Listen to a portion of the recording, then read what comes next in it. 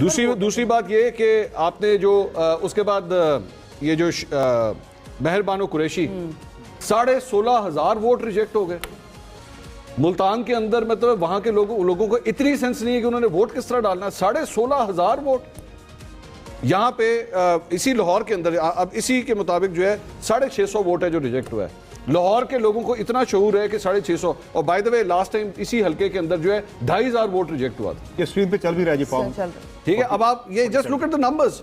مطلب جماعت اسلامی, جمعیت علماء اسلام ان میں سے کسی کے پاس ان کے تائید کنندہ یہ رزلٹ کیا فارم 47 کم لگ رہا ہے, یہ بیلنس شیٹ زیادہ لگ رہی ہے. تائید کنندہ نے جا کے ووٹ نہیں دیا. جس نے اس امیدوار کو سجیسٹ کیا ہوا ہے, جو اس کو سپورٹ کرنے والا ہے, اس نے بھی اس کو جا کے ووٹ نہیں دیا. اس کے گھر والوں نے اس کو ووٹ نہیں دیا, اس کو اس قابل نہیں سمجھا کہ اس کو ووٹ دیا جائے.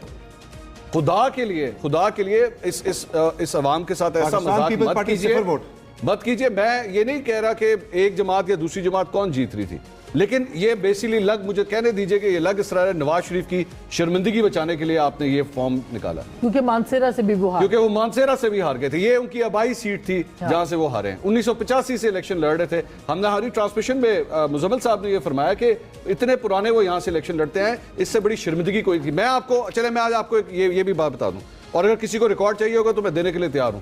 نون لیگ کے الیکشن جہاں پہ کمپائل